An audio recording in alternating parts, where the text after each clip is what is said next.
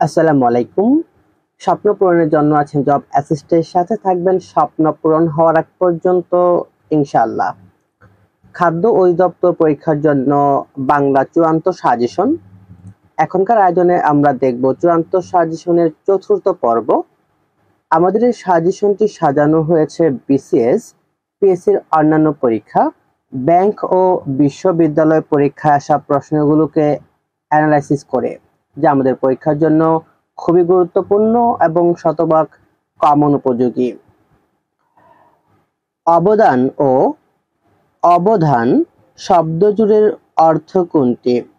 অবদান ও অবধান এই শব্দজোড়ের অর্থ হলো সৎকর্ম এবং মনোযোগ। নিচের কোনটি গ্রিক শব্দ? এখানে গ্রিক শব্দ কেন্দ্র, দাম, সুড়ঙ্গ এই তিনটি হলো, অর্থাৎ সবকটি হলো গ্রিক শব্দ। উষ্ঠবর্ণ কোনটি? উষ্ঠবর্ণ প। সামন্ত পদে কোন বিভক্তি যুক্ত থাকে? সামন্ত পদে যুক্ত থাকে র এর। কলগান শব্দের অর্থ কি? কলগান শব্দের অর্থ শ্রুতিমধুর ধ্বনি। নিচের কোনটি অশুদ্ধ? এখানে অশুদ্ধ হলো ফলশ্রুতি, এটি হলো অশুদ্ধ। রাত্রিকালীন যুদ্ধ এর এক কথায় প্রকাশ কোনটি? রাত্রিকালীন যুদ্ধ তাকে এক কথায় বলা হয় সৌপ্তিক। নিপাতনে সিদ্ধ বহুব্রীহি সমাসের উদাহরণ কোনটি? নিপাতনে সিদ্ধ বহুব্রীহি সমাসের উদাহরণ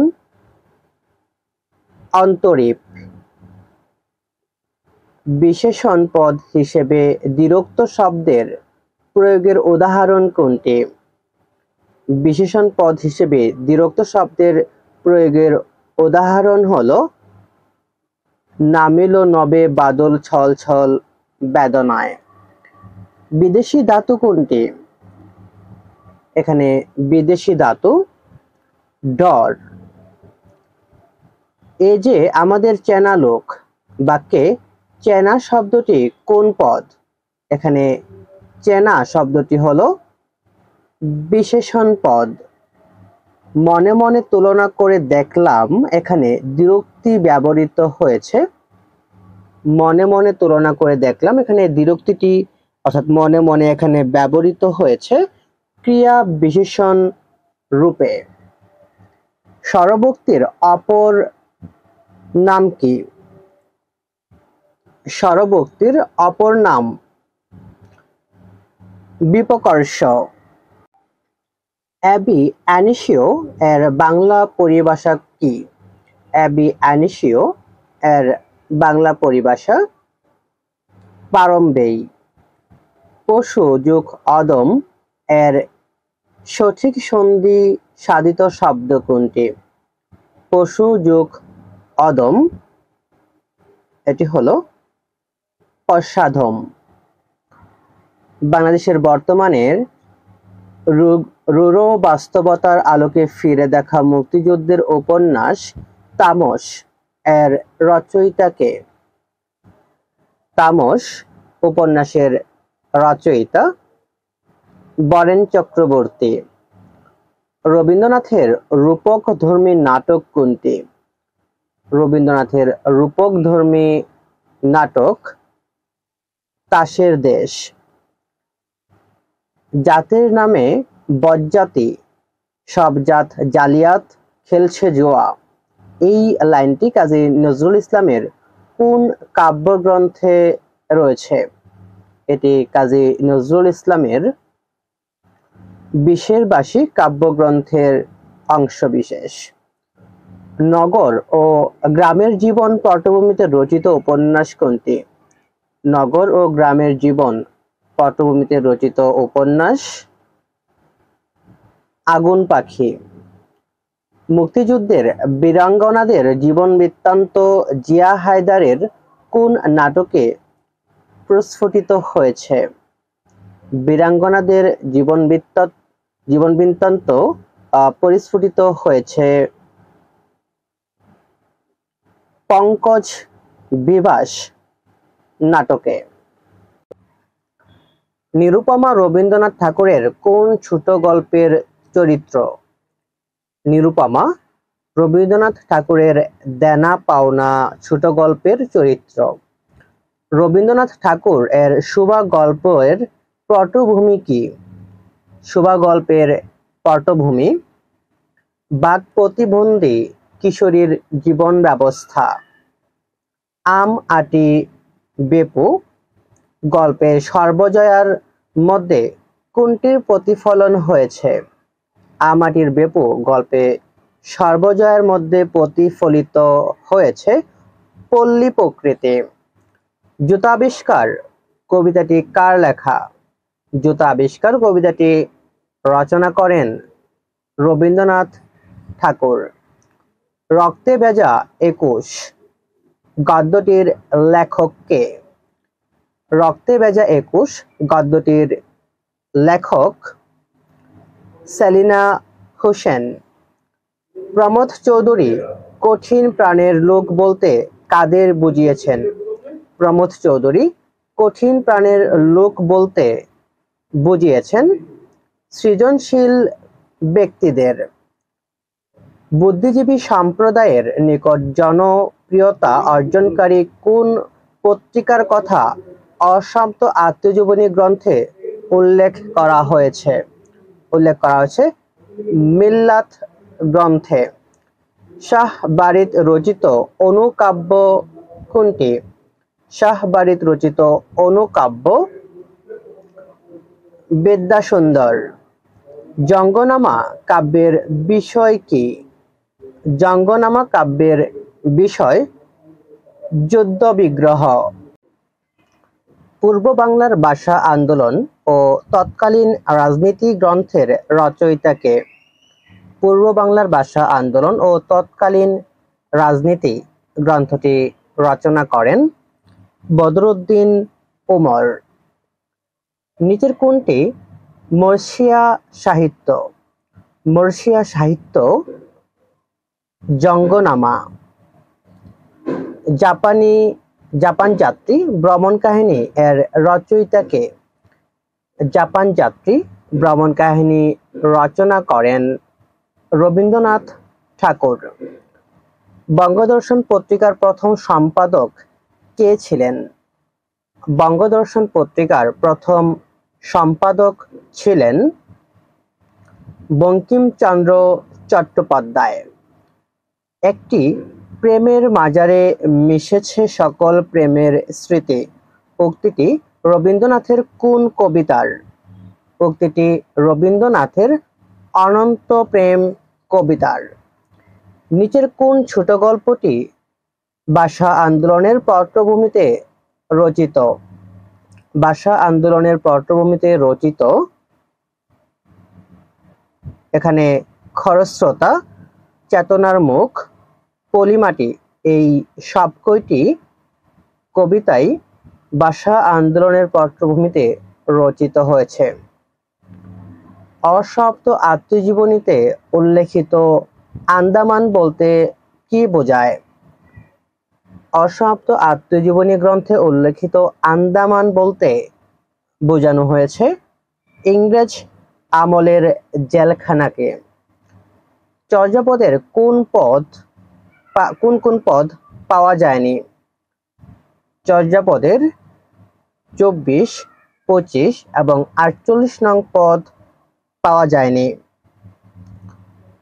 ছুটিখানি মহাভারত রচনা করেন কে?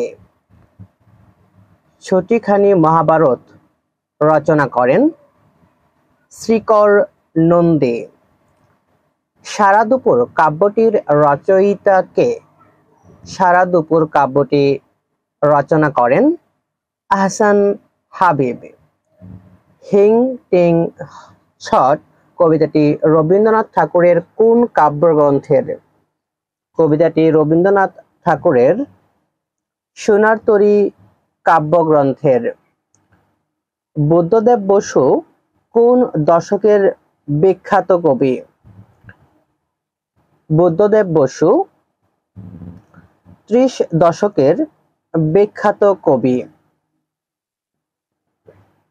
কাঁচা ধানের পাতার মতো কচি মুখের মায়া কবি কার প্রসঙ্গে বলেছেন? কাঁচা ধানের পাতার মতো কচি মুখের মায়া, এটি কবি বলেছিলেন রূপাই প্রসঙ্গে। ব্যক্তি অর্থে সম্বন্ধ পদ কোনটি? ব্যক্তি অর্থে সম্বন্ধ পদ রোজার ছুটি। অশ্রু শব্দটির সমার্থক শব্দ কোনটি? অশ্রু শব্দটির সমার্থক শব্দ নেত্রভারী। ৪৯ বায়ু বাগধারাটির অর্থ কি? ৪৯ বায়ু বাগধারাটির অর্থ পাগলামি। এক কথা প্রকাশ করুন। কেবল নিজেকে নিয়ে ব্যস্ত থাকে যে, তাকে এক কথায় বলা হয় আত্মনিষ্ঠ। প্রকৃত এর সমার্থক শব্দ কোনটি? প্রকৃত এর সমার্থক শব্দ যথার্থ। আপনারা যারা পরীক্ষার প্রস্তুতি নিচ্ছেন তারা একমাত্র এখন আত্মনিষ্ঠ হয়ে যান। কেবলমাত্র নিজেকে নিয়ে ব্যস্ত থাকুন। যদি এখন নিজেকে নিয়ে ব্যস্ত থাকতে পারেন, নিজেকে আত্মনিষ্ঠ করতে পারেন, তাহলে অবশ্যই আপনি সাফল্য অর্জন করবেন। আর যদি অন্য কাউকে নিয়ে নিজেকে ব্যস্ত রাখেন তাহলে অবশ্যই আপনি আপনার মূল্যবান সময়টুকু নষ্ট করছেন। দেখে যেন মনে হয় চিনি উহারে পঙ্গটি যেন কোন পদ? এখানে যেন হলো, এখানে যেন এটি হলো সংযোজক অব্যয়। এটা আমার সাধ্যাতীত বাক্যটির সঠিক ইংরেজি অনুবাদ কোনটি?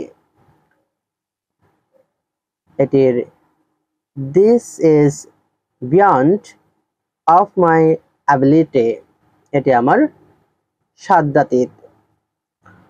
কোন বানানটি খাঁটি সত্যবিধান এর উদাহরণ? এখানে খাঁটি সত্যবিধানের উদাহরণ স্পষ্ট। দারিদ্রতা শব্দটি অশুদ্ধ কেন? দারিদ্রতা শব্দটি অশুদ্ধ প্রত্যয়ের দ্বিত্বজনিত কারণে। বেদীকরণ বহুব্রীহি সমাস কোনটি? বেদীকরণ বহুব্রীহি সমাস কথা সর্বস্ব। বিমুগ্ধ শব্দটির ব্যাকরণের কোন নিয়মে গঠিত হয়েছে? বিমুগ্ধ শব্দটি ব্যাকরণের উপসর্গযুগে গঠিত হয়েছে। কোনটি সঠিক? এখানে সঠিক হলো মেঘপুঞ্জ। দন্তমূলীয় ব্যঞ্জন ধ্বনি কোনটি? দন্তমূলীয় ব্যঞ্জন ধ্বনি দন্তাস্য। কর্মবাচ্যে কর্তার কোন বিভক্তি হয়? কর্মবাচ্যে কর্তার তৃতীয়া বিভক্তি হয়। কর্ম ও ভাববাচ্যের ধাতুর পরে কোন প্রত্যয় হয়? কর্ম ও ভাববাচ্যের ধাতুর পরে তব্য ও অনীয় প্রত্যয় হয়। মরিতে চাহি না আমি সুন্দর ভুবনে পঙ্ক্তিটির কার রচনা? পঙ্ক্তিটির রচয়িতা রবীন্দ্রনাথ ঠাকুর। কোনটি মুক্তিযুদ্ধের প্রভাবে রচিত গল্প গ্রন্থ? মুক্তিযুদ্ধের প্রভাবে রচিত গল্প গ্রন্থ নামহীন গোত্রহীন। সুখের লাগিয়া এগোর বাদিন অনলে পড়িয়া গেল, এই বৈষ্ণব পদের রচয়িতাকে? বিখ্যাত এই বৈষ্ণব পদের রচয়িতা জ্ঞানদাস। তিলোত্তমা কোন উপন্যাসের প্রধান চরিত্র? তিলোত্তমা দুর্গেশ নন্দিনী উপন্যাসের প্রধান চরিত্র? বাংলা সাহিত্যের প্রথম নাগরিক কবি কে?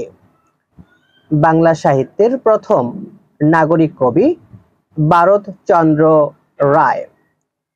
বাংলাদেশ স্বপ্ন দেখে কাব্যগ্রন্থের রচয়িতা কে? বাংলাদেশ স্বপ্ন দেখে কাব্যগ্রন্থের রচয়িতা শামসুর রাহমান। ঈশ্বরচন্দ্র বিদ্যাসাগর কোন গ্রামে জন্মগ্রহণ করেন? ঈশ্বরচন্দ্র বিদ্যাসাগর জন্মগ্রহণ করেন বীরসিংহ গ্রামে। মুক্তিযুদ্ধের পটভূমিতে রচিত উপন্যাস কোনটি? মুক্তিযুদ্ধের পটভূমিতে রচিত উপন্যাস, এখানে খাঁচায়, যাত্রা, দেয়াল সবকয়টি মুক্তিযুদ্ধের পটভূমিতে রচিত হয়েছে। আখ্যানমূলক লোকগীতি বাংলা সাহিত্যে কি নামে পরিচিত? আখ্যানমূলক লোকগীতি বাংলা সাহিত্যে গীতিকা নামে পরিচিত। তাতারী কোন উপন্যাসের চরিত্র? তাতারী এটি কৃতদাসের হাসি উপন্যাসের চরিত্র। রাখালদাস বন্দ্যোপাধ্যায়ের মতে শ্রীকৃষ্ণ কীর্তন কাব্যের লিপিকাল হলো?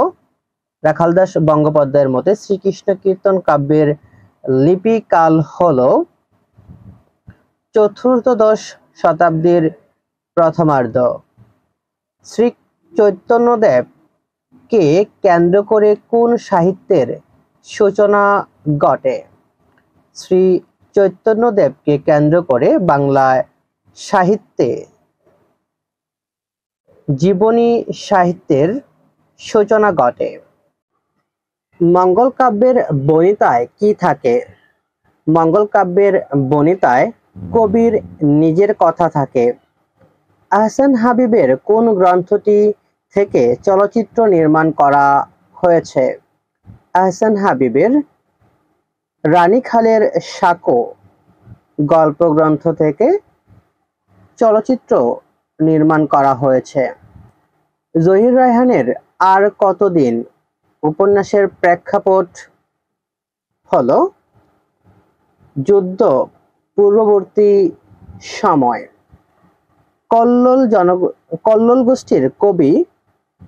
গোষ্ঠীর কবি হলেন এখানে সুধীন্দ্রনাথ দত্ত। সকলেই কবি নয়, কেউ কেউ কবি, কে বলেছেন? সকলেই কবি নয়, কেউ কেউ কবি, এটি বলেছেন জীবনানন্দ দাশ। রবীন্দ্রনাথ ঠাকুরের ঢাকা বিশ্ববিদ্যালয় থেকে ডিলিট উপাধি দেওয়া হয় কত সালে? রবীন্দ্রনাথ ঠাকুরকে ঢাকা বিশ্ববিদ্যালয় থেকে ডিলিট উপাধি প্রদান করা হয় 1936 সালে।